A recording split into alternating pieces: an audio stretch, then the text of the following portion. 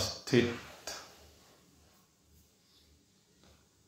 असीम श्रद्धा से संयुक्त पुरुषार्थ चतुष्ट की सिद्धि हेतु निरंतर प्रगतिरत जिज्ञासु वृत्त।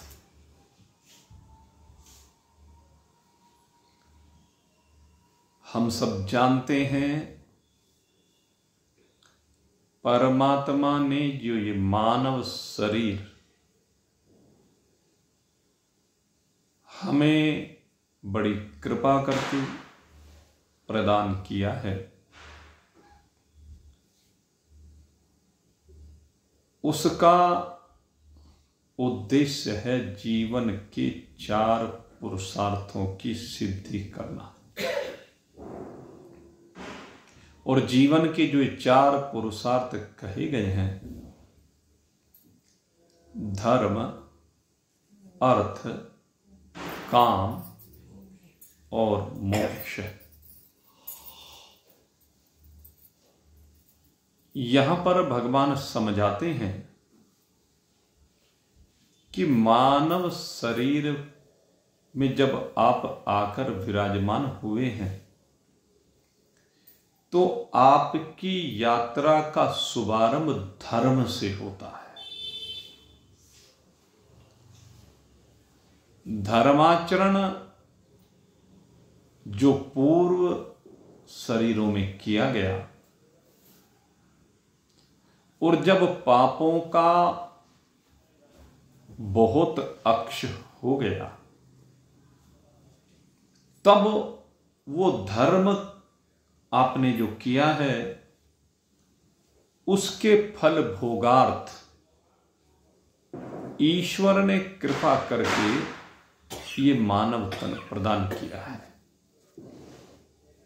और उन्होंने निर्देशित किया कि तेरे इस मानव शरीर का आधार धर्म है, इसलिए अपने जीवन की यात्रा में धर्म को सदा स्मरण रखना। वैसे तो आप जानते हैं धर्म को 3 प्रकार से परिभाषित किया जाता है। एक धर्म होता है शरीर संबंधी, और ये जो शरीर संबंधी धर्म है ये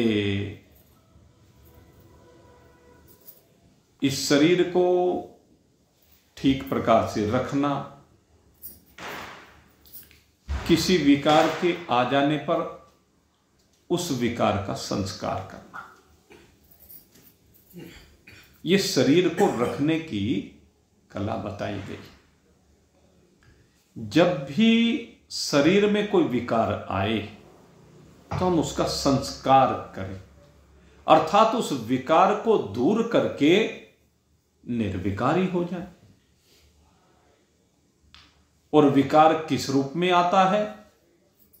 सबसे अधिक तो हम विकार इसी को मानते हैं कि शरीर में कोई रोग आ जाए, यहीं से प्रारंभ करते हैं कि शरीर में कोई रोग आ जाए तो रोग के आने पर कोई भी मनुष्य ये नहीं चाहता कि ये रोग मेरे शरीर में बना रहे।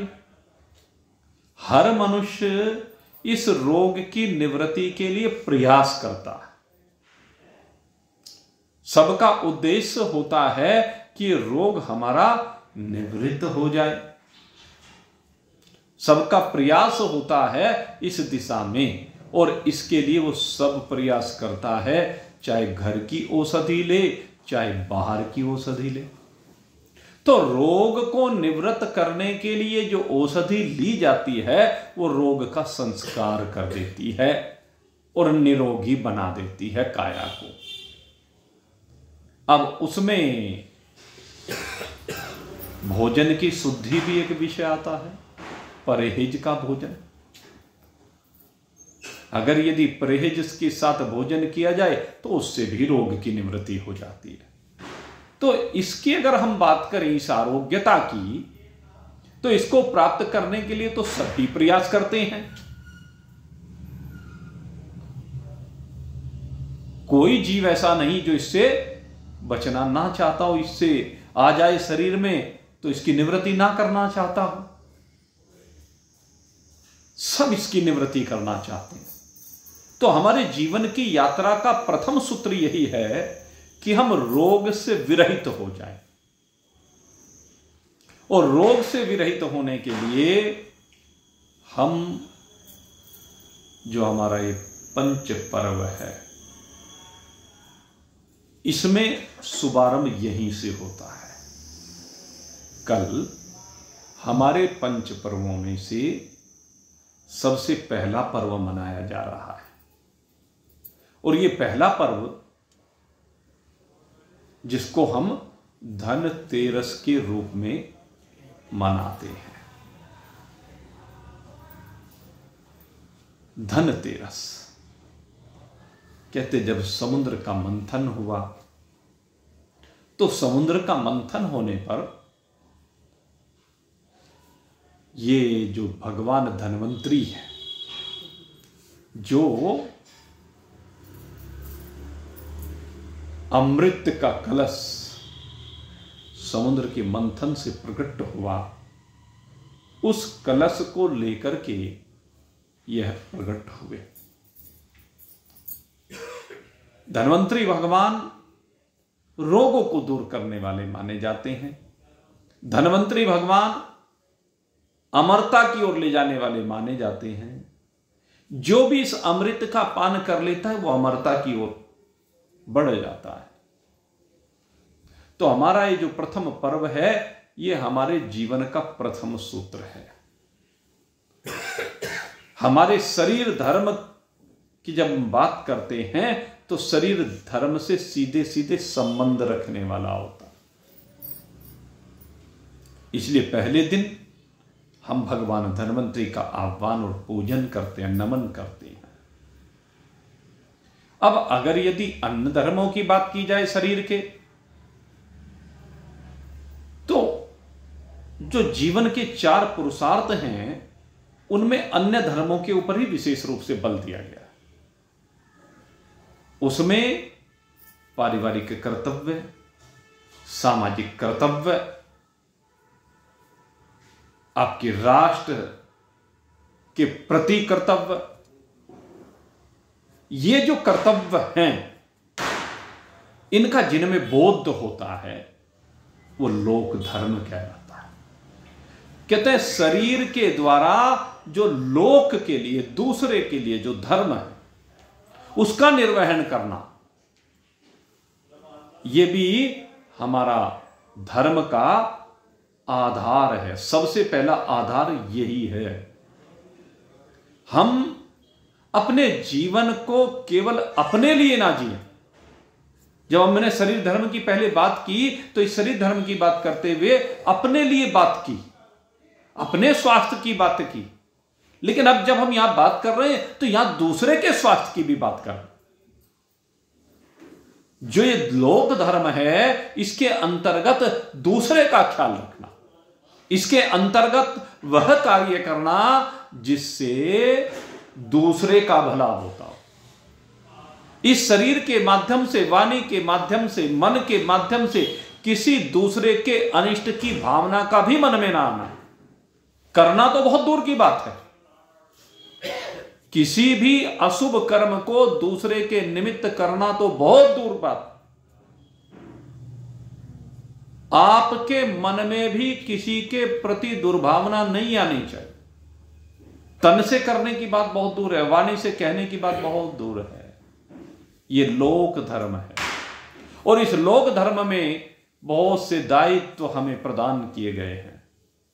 उन दायित्वों में सबसे पहले शरीर से संबंध रखने वाले जो निकटस्थ परिजन हैं, जो संबंधी हैं, जो मित्रगण हैं, जो अड़ोसी पड़ोसी हैं, उन सब के प्रति मन में सेवा का भाव होना चाहिए कि भगवान ने जो ये शरीर दिया है, जो इन्हें मेरे निकट बना करके भेजा है, ये सब मेरे अपने हैं और मुझे इन सब के प्रति जो मेरे दायित्व बनते हैं, उन सब दायित्वों का मुझे निर्वहन करना।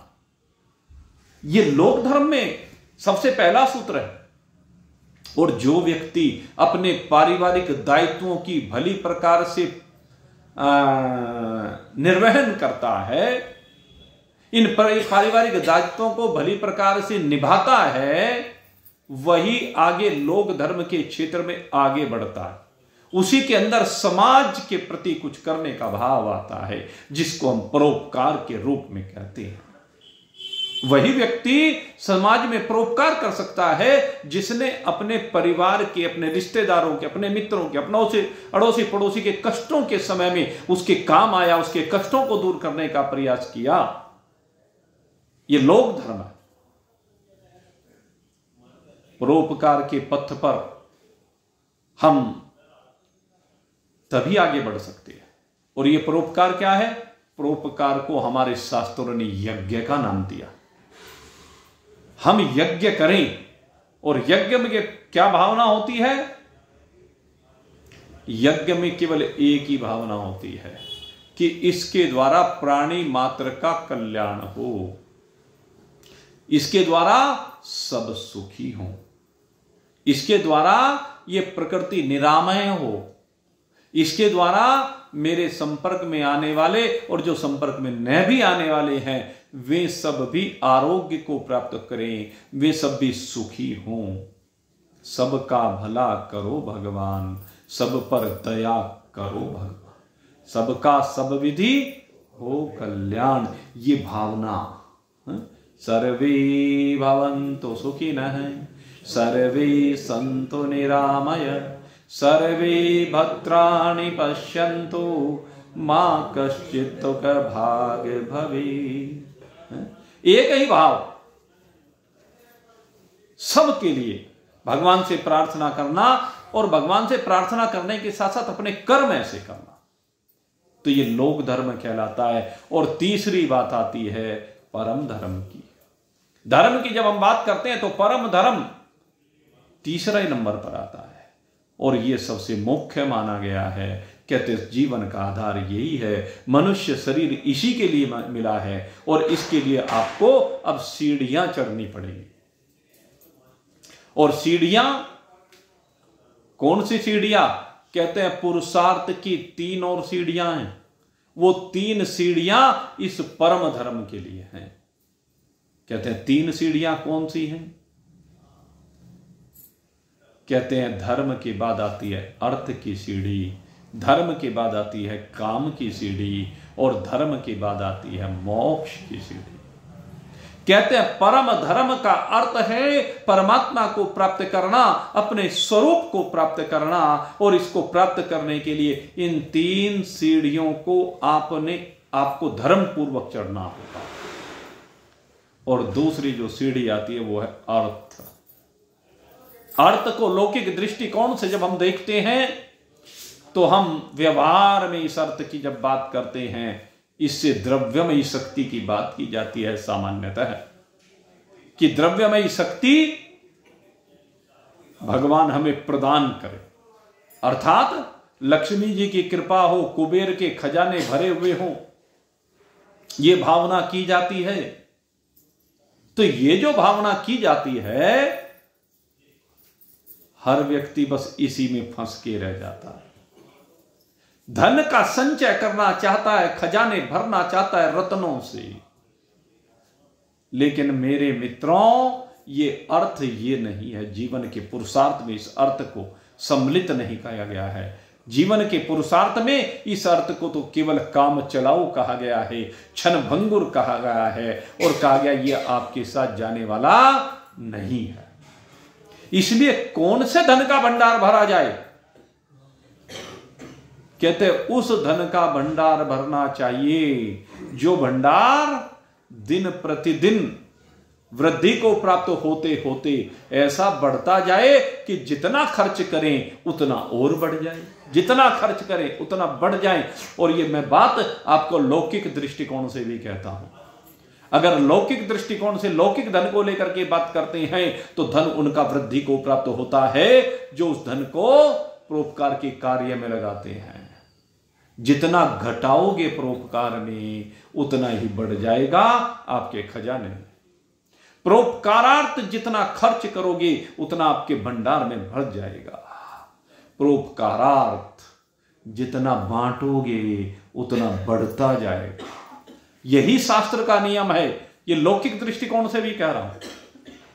बांट के देख लीजिए, जो बांटते हैं उनके पास भंडार भगवान भरता चला जाता है, क्योंकि जब उसका हाथ बांटने का हो गया ना तो पीछे बताया था ना, संतों के दरबार में माया सदा हुजूर, जैसे गारा राज को भर भर देत मजूर। भगवान ने संतों को, महान पुरुषों को, परोपकारियों को किस लिए बनाया? कहते हैं पीछे से आगे, पीछे से आगे, पीछे उनकी झोली भरते जाते हैं और वो झोली में से बाहर आगे बांटते चले जाते हैं। अपने पास कुछ नहीं रखते हैं, अपने पास कुछ नहीं रखते हैं। वो तो पीछे जैसा आया वैसे आगे बढ़ा दिया, जैसा आया वैसे आगे बढ़ा दिया, जैसा आया बढ़ा दिया। ये संतों का स्वभाव होता है, ये परोपकारियों का स्वभाव होता है। और पीछे इतना आकर के भंडार बढ़ता चला जाता है कि वो बांटते बांटते थक लेता है शरीर, लेकिन पीछे ढेर लगे ही रहते हैं। कुबेर का खजाना भरा ही रहता है। और इसमें प्रत्यक्ष प्रमाण मैं एक महान पुरुष का देना चाहूंगा, जिन्होंने इस कार्य के लिए ही अपना जीवन समर्पित किया, यही अपने जीवन का उद्देश्य बनाया, और वो बाबा बंसी वाले। बाबा बंसी वाले उन्होंने क्या काम किया? कहते हैं मुझे तो भंडारे चलाने, तो भंडारे चलते गए चलते गए चलते गए। पीछे कभी कमी हुई क्या? उनके जीवन का जो उद्देश्य बना वो स्वतः ही भगवान पीछे से देता गया, वो आगे बढ़ाते गए बढ़ाते गए बढ़ाते गए। तो यही होता है। तो लौकिक दृष्टिकोण से भी अगर आप देखेंगे, अगर जीवन में आप परोपकार कर रहे हैं, परोपकार के बीज बो रहे हैं, तो फसल इतनी आती चली जाती है, आप बांटते बांटते थक जाओगे, लेकिन भंडार कभी खाली हो नहीं सकता। ये तो बात हुई लौकिक। अब मैं असली धन की बात करता हूं। असली धन कौन सा एकत्रित करना चाहिए? असली अर्थ कौन सा है? मेरे मित्रों, जो दिन प्रतिदिन बढ़ता जाता है। और ये धन कौन सा है? जो संत बिखराते हैं, जो संत रोज बांटते हैं। राम नाम के हीरे मोती, क्या करते हैं? बिखराऊं। राम नाम के हीरे मोती मैं बिखराऊं गली गली। ले लो रे कोई राम का प्यारा, शोर मचाऊं गली गली। जिस जिसने ये हीरे लूटे वो तो माला माल हुए। धन दौलत के बने पुजारी आखिर को कंगाल हुए।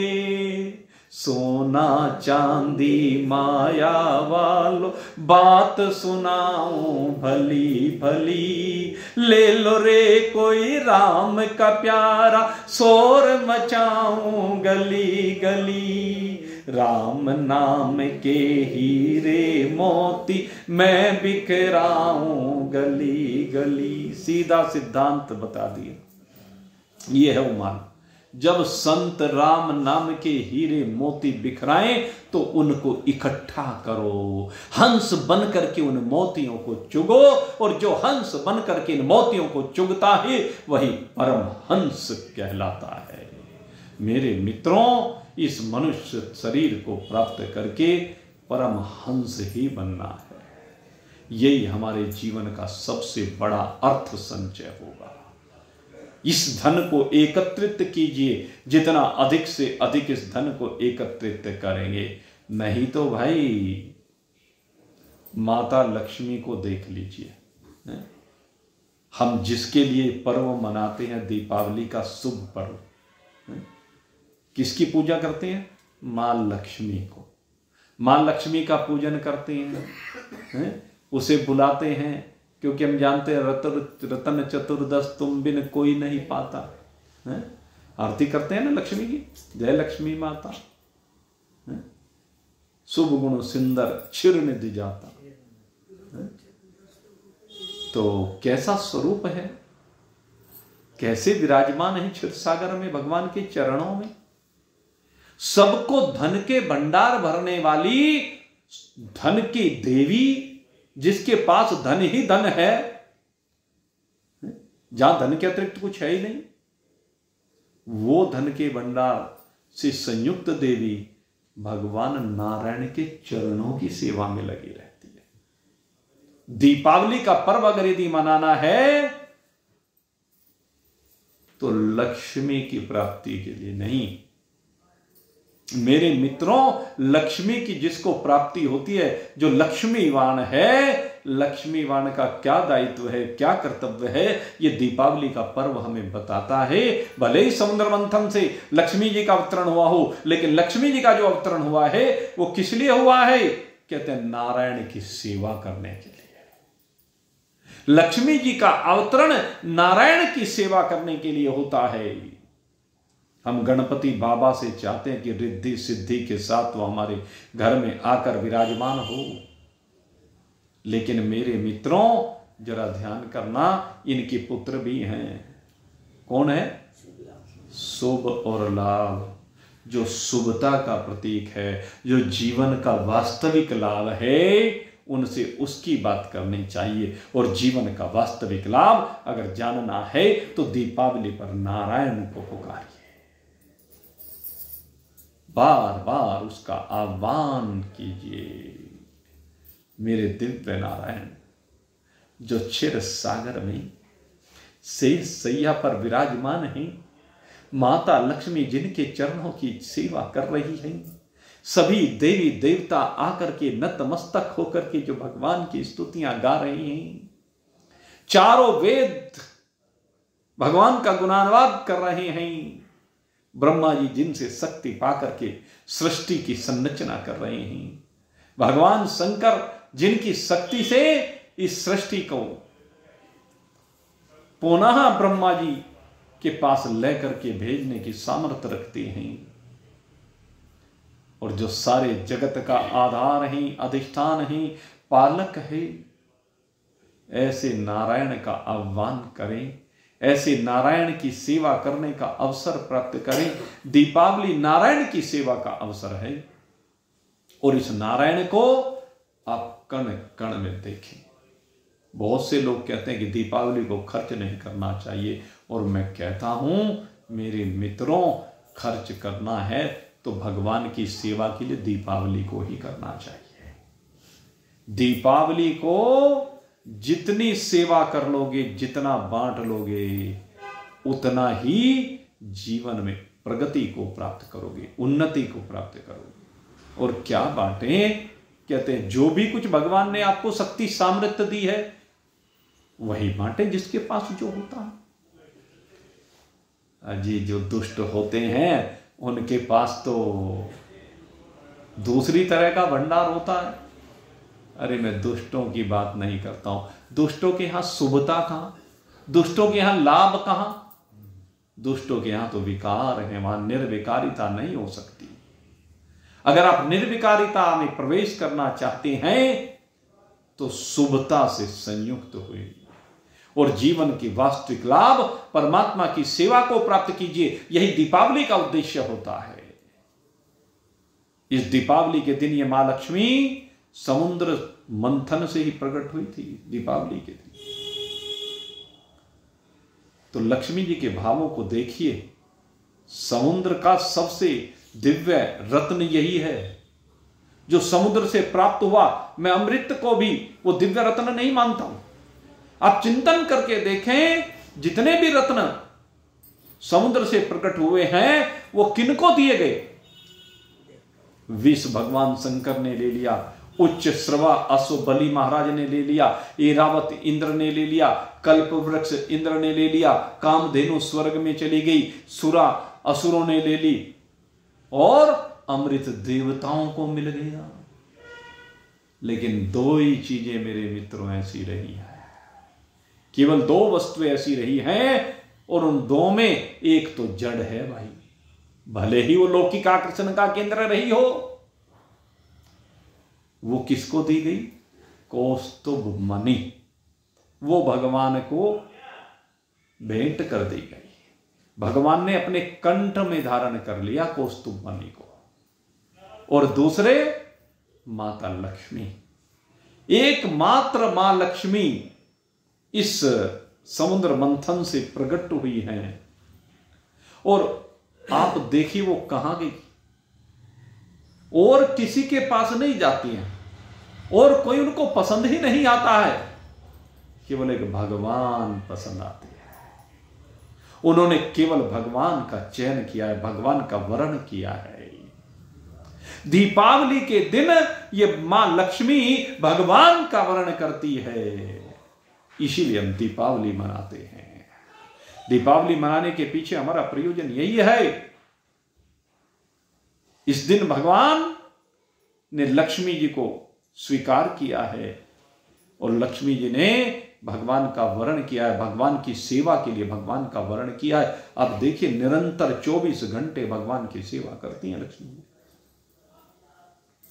तो हमारे जीवन का उद्देश्य दीपावली को क्या होना चाहिए? सेवा, सेवा और केवल सेवा। और भगवान श्री राम भी इसी दिन अयोध्या में प्रवेश करते हैं। लौकिक कथा यही आती है कि पहले दिन, यानी पहले दिन चतुर्दशी के दिन श्री हनुमंत लाल जी अयोध्या में समाचार लेकर के आए। भरत जी तो चिता तैयार करा रहे थे अपनी, लेकिन अयोध्या में हनुमान जी शुभ समाचार लेकर आए कि कल प्रातः भगवान का पदार्पण होगा। तो अयोध्या वासियों ने चतुर्दशी के दिन दीप मालाएं सजाई, फिर वही अगले दिन भगवान के लिए उस ज्योतिर्मय पर्व को मनाया, भगवान का स्वागत किया। यही तो है पर्व की विशेषता।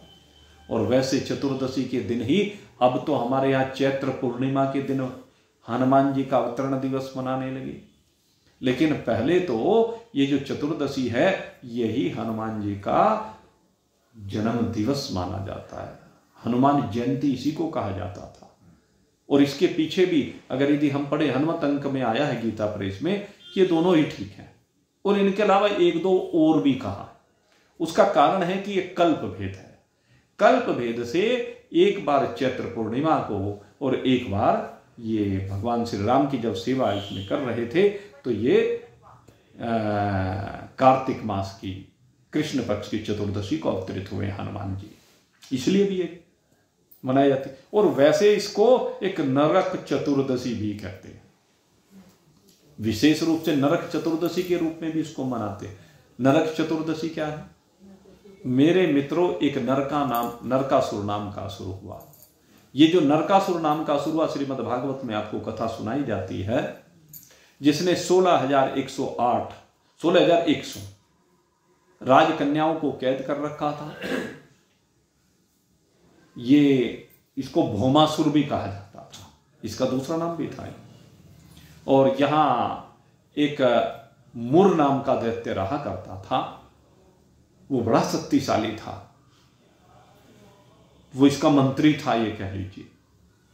तो यहां पर भगवान ने आकर के इस मुर नाम के दैत्य का पहले संहार किया, और मुर नाम के दैत्य का संहार करने के बाद फिर नरकासुर का संहार किया, और इनका संहार करने के बाद फिर उन राजकन्याओं को मुक्त करा जिन्होंने भगवान का वर्णन किया। नरकासुर का इस दिन संहार करने के कारण से भी ये नरक चतुर्दशी कही जाती। और यहां एक कथा और आती है, उस मुर दैत्य की एक बेटी थी है? और उसका नाम क्या था? कंटकी, क्या कहते थे उसको? कामकंटकी। ये भी बड़ी बलवान थी और इसने ये शपथ ली हुई थी कि मैं विवाह उसके साथ करूंगी जो युद्ध में मुझे परास्त कर दे। बहुत आई युद्ध में परास्त करने के लिए, लेकिन कोई इसको परास्त नहीं कर सका। आखिर भगवान ने फिर इसने कहा भगवान से कि आप मेरे साथ युद्ध करें। जब मुर को मार दिया, मुर को मारने के कारण ही भगवान मुरारी कहलाए। मुर का नाम फिर अपने साथ जोड़ दिया इसी की वजह से, कामकंटकी की वजह से। तो ये कामकंटकी ने कहा आप मेरे साथ युद्ध करें। कहने लगे नहीं, तुम मेरे लिए बेटी के समान हो, मैं तुम्हारा वर्ण नहीं करूंगा। वो कारण रहा है उसके पीछे भी, मैं तुम्हारा वर्ण नहीं कर सकता, इसलिए मैं तुम्हारे साथ युद्ध नहीं करूंगा। और हां, तुम्हारे लिए मैंने चिंतन किया हुआ है। और तब भगवान श्री कृष्ण घटोत्कच का आह्वान करते हैं, भीमपुत्र घटोत्कच। और घटोत्कच और कामकंटकी के बीच में युद्ध होता है, जिसमें घटोत्कच के द्वारा कामकंटकी को परास्त कर दिया जाता है। तो कामकंटकी फिर घटोत्कच का वरण करती है। और फिर भाई आगे कथा आती है, आप सब जानते हैं किसके बारे में। इन दोनों का पुत्र ही बबरी को हुआ, और वो बबरी की आज खाटू श्याम के नाम से प्रसिद्ध है। वो एक अलग कथा है, उस विषय पर अब नहीं जाएंगे। तो दीपावली के संदर्भ में चर्चा की हमारे जीवन में अर्थ पर। अर्थ किस लिए होना चाहिए? सेवा के लिए। और वास्तविक धन अगर यदि एकत्रित करना है तो वास्तविक धन है परमात्मा। अब तीसरे पुरुषार्थ की अगर यदि हम बात करें, काम। लौकिक दृष्टिकोण से यहां काम अपनी वासनाओं की पूर्ति, अपनी इच्छाओं की पूर्ति, अपनी आवश्यकताओं की पूर्ति के लिए उपयोग में लाया जाता है। लेकिन यहां अध्यात्म में यह अर्थ नहीं है। अध्यात्म में काम का अर्थ कामना, अर्थ दोनों जगह कामना ही है। हमारी जितनी भी प्रकार की कामनाएं हो सकती हैं, जो भी इच्छा हो, वासना हो, तृष्णा हो, स्पृहा हो, चार रूप कहे गए हैं, वो सब कामनाएं कही जाती है। लेकिन यहां पर कामना का रूप बदल दिया जाता है। क्या रूप? कहते हैं जब आपकी कोई भी लौकिक कामना रही नहीं, आपकी समस्त लौकिक कामनाएं समाप्त हो जाए, कोई लौकिक कामना आपकी रहे नहीं, न धन की इच्छा, न पुत्र की इच्छा, न सम्मान की इच्छा, न पद की इच्छा। भाई ये जो सम्मान की इच्छा है ना, ये अच्छे अच्छों का पिंड नहीं छोड़ती है। ये कहा गया है ना बड़े बुजुर्गों के द्वारा, है कंचन तजना सहज है, सहज त्रिया काने, पर मान बड़ाई ईर्षा, दुर्लभ तजनाए। इनको तजना बड़ा मुश्किल है। और हमने देखा सत्संगियों तक को भी ये जो है, एक की बात नहीं अनेक है। सत्संगी मान सम्मान के चक्कर में रह जाते हैं। अरे सत्संग सुनने के लिए आए हो कि मान सम्मान के लिए आए हो? ये तो मान सम्मान भाई इच्छा की बात होती है, किसके अंदर किस दिन किसके प्रति क्या भाव बने। सम्मान के लिए सत्संग होता है, मान सम्मान के लिए सत्संग नहीं होता है। सत्संग तो हीरे मोती चुगने के लिए होता है। और सत्संग में आकर के भी अगर यदि कोई इन मान सम्मान में फंसा रह जाए तो उससे तुच्छ मानसिकता किसकी हो सकती है? ये बहुत तुच्छ मानसिकता का प्रतीक है। लेकिन फंसे पड़े हैं लोग, महात्मा ही बच के नहीं देते। अब भक्तों की तो क्या बात करें, अत्यंत दीनहीन विषय है ये। और फंसे हैं तो वे फंसे रहो, क्योंकि ये तो जिंदगी भर न जाने कितने जन्म जन्मांतर कल्प कल्पांतर से लोग फंसे हुए हैं।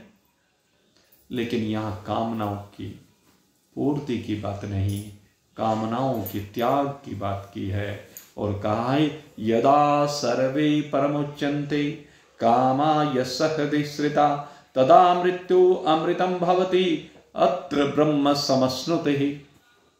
वेद भगवान तो कहते हैं कि जब आपकी समस्त लौकिक कामनाएं अक्ष को प्राप्त हो जाए, जिस समय आपके अंदर कोई लौकिक कामना ना रह जाए, यदा सर्वे प्रमुच्यते कामाश्य हृदय श्रितम, हृदय में बैठी हुई प्रत्येक कामना का अक्ष हो जाए, तदा मृत्यु अमृतम भवति, तभी ये जीव जो मरण धर्मा है, ये मरने के धर्म से बाहर निकल जाता है, आने जाने के भय से बाहर निकल जाता है, इसका आवागमन का चक्र समाप्त हो जाता है।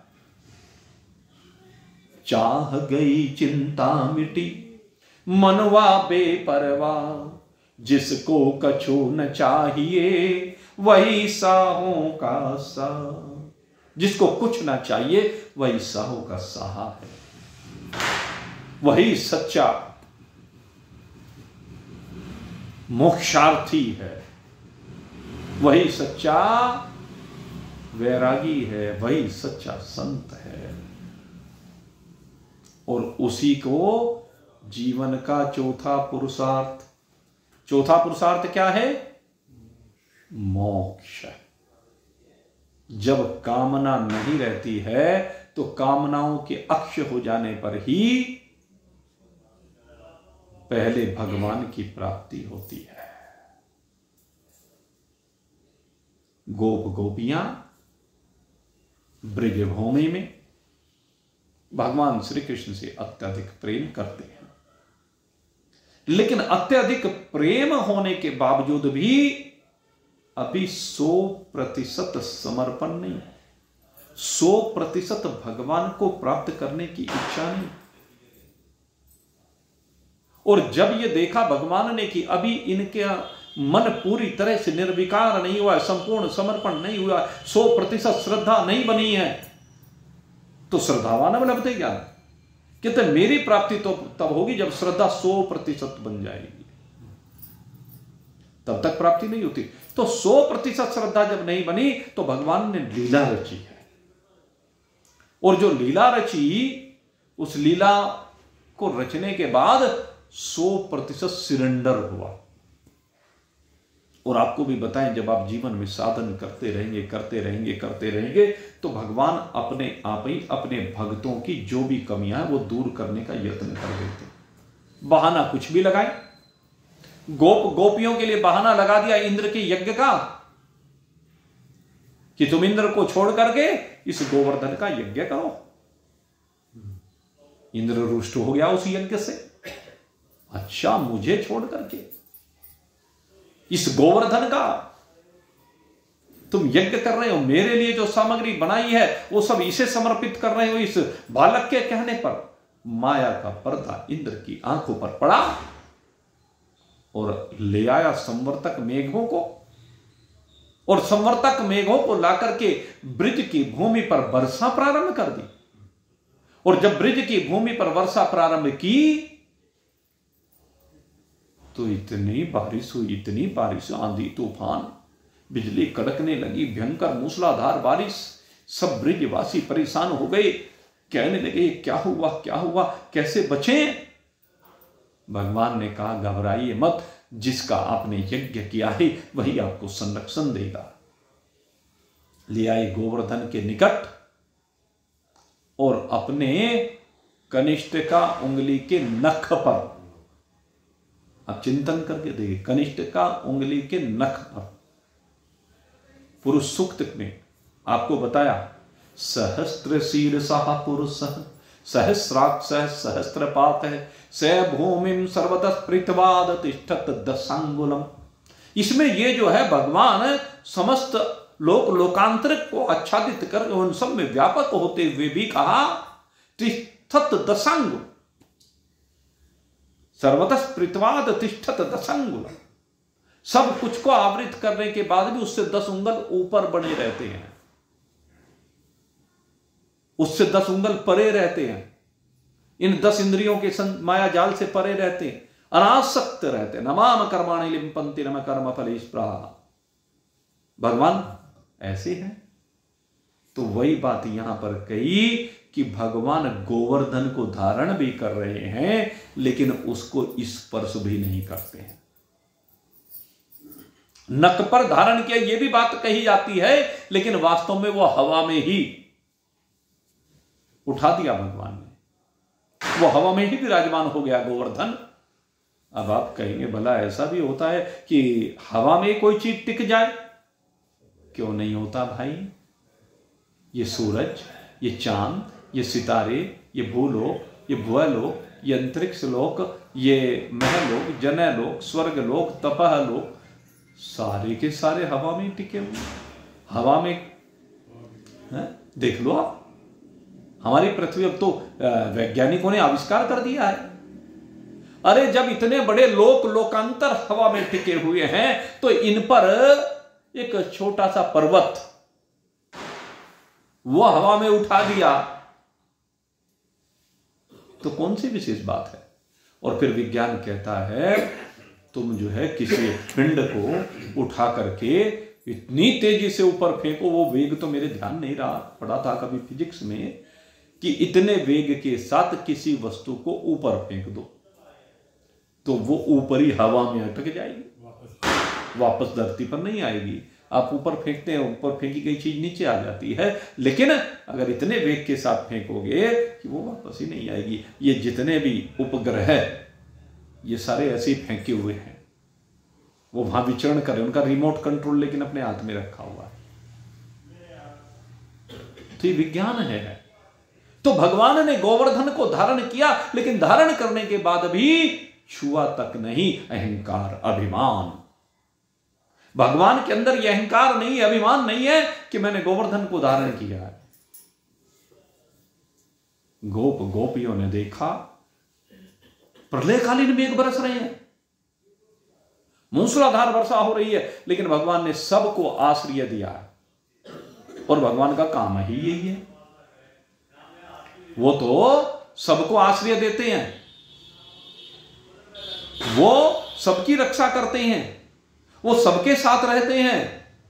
भोजन दे कीड़ी कुंजर को, तेरे लगे भंडारे कहीं नहीं है। सबके पालक हैं, कई भंडारे लगा रखे हैं क्या, लेकिन कई कमी नहीं छोड़ते हैं मेरे नारायण। यही नारायण की विशेषता है।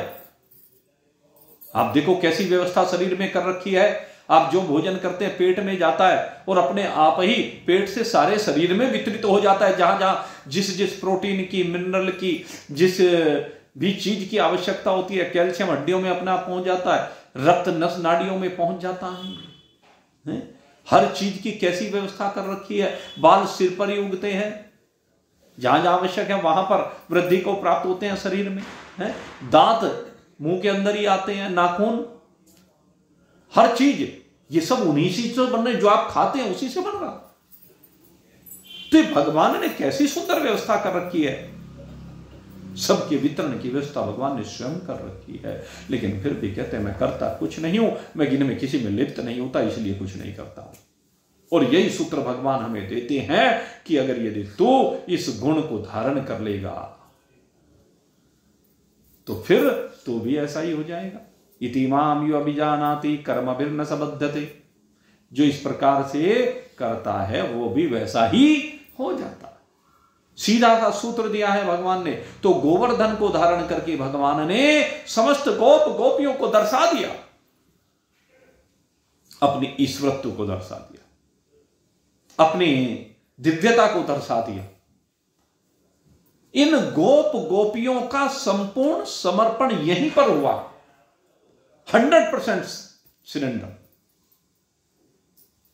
ये जो फुल्ली डिवोटी हुए हैं भगवान कृष्ण के, इस गोवर्धन की लीला के बाद हुए। और गोवर्धन की लीला भगवान की लगभग अंतिम लीला है इस ब्रजभूमि पर। लगभग मैंने इसलिए कहा कि बाद में एक आध छोटा मोटा और जाते जाते हाथ साफ करके गए असुरों पर, जो रह गए थे उनको भी परलोक भेज करके फिर यहां से गए। अन्यथा तो अंतिम लीला है ये गोवर्धन की। और गोवर्धन की जो अंतिम लीला है वो किस लिए है मेरे मित्रों? ये अंतिम लीला है रास के लिए। कि यहां पर जब संपूर्ण समर्पण बना, पूर्ण प्रेम हुआ भगवान से, भगवान के प्रति हृदय पूरी तरह से समर्पित हो गया, हृदय के एक एक भाव में केवल कृष्ण विराजमान हो गए, तो भगवान ने रास के लिए आह्वान कर दिया। ये मिलन के लिए आह्वान है।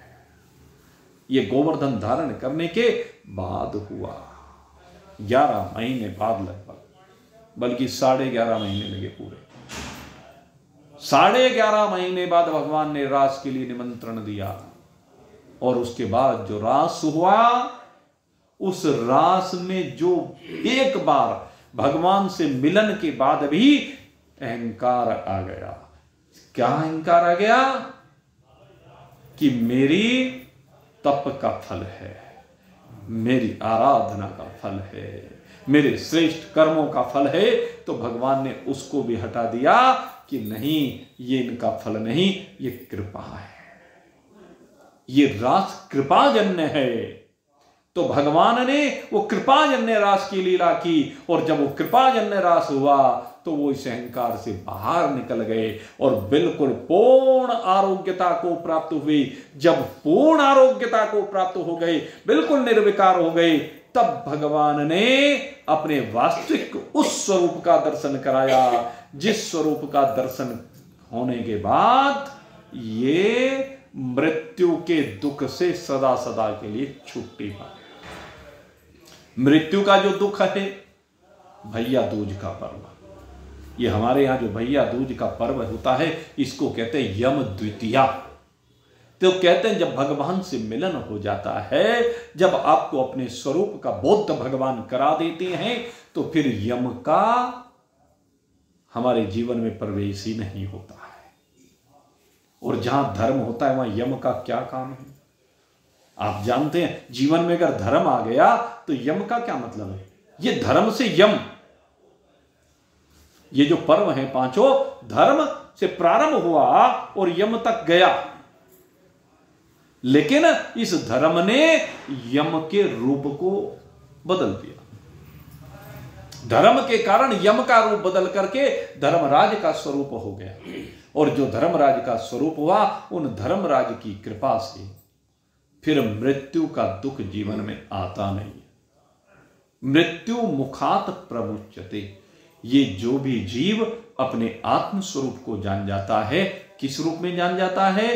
अहम निर्विकल्पो निराकार रूपो विभुर्व्याप्य सर्वत्र सर्वेन्द्रियाणि सदा मे समत्वम न मुक्ति न बंध चिदानंद रूपः शिवोहम शिवोहम चिदानंद रूपः शिवोहम शिवोहम। जब आप अपने इस वास्तविक कल्याणकारी स्वरूप को जान जाते हैं कि मैं चैतन्य आनंद स्वरूप हूं, इसके अतिरिक्त मेरी कोई वास्तविकता नहीं है, तो ये जीव मृत्यु के मुख से बाहर निकल करके असीम आनंद को प्राप्त करता है। इसके जीवन में शांति आती है, चैन आता है, आनंद आता है। तो ये दीपावली का जो पर्व है, जो दीपों का पर्व है, जो ज्योति का पर्व है, प्रकाश का पर्व है, चैतन्यता का पर्व है, आपको जगाने का पर्व है। दीपावली हमें जगाती है। मैं भगवान से प्रार्थना करता हूं, हे लक्ष्मी नारायण भगवान, आप इस दीपावली पर समस्त सत्संगी साथियों को जगाएं, और जगा करके इनके अंदर श्रद्धा का वो भाव, वैसे तो सब श्रद्धा संयुक्त हैं, लेकिन ऐसी दिव्य श्रद्धा इनके हृदयों में उत्पन्न करें, जिस श्रद्धा के प्रकाश में ये आपके उस दिव्य अलौकिक स्वरूप का बोध प्राप्त करें, जिसको प्राप्त करने के बाद फिर और कुछ भी पाना शेष ना रह जाए। मेरी बहुत बहुत शुभकामनाएं हैं इन पंच पर्वों के लिए। ये पंच पर्व आप सबके जीवन में सुख लाएं। आप सब लोग लौकिक और आध्यात्मिक दोनों शक्तियों से संयुक्त हों। समृद्धि आपके घर में आकर के विराजमान हों। आपके यहां पूर्ण आरोग्यता हो, विकारों का संपूर्ण नाश हो। आप धर्म के पथ पर चलें, सत्य के पथ पर चलें, सत्यमेव जयते के सिद्धांत के साथ अपने जीवन की यात्रा को आगे बढ़ाते रहें। असत्य की ओर आपकी यात्रा फिर जीवन में कभी ना हो, केवल सत्य की ओर यात्रा हो, और आपकी वास्तविक यात्रा अब मृत्यु से हट करके केवल अमरता की ओर हो।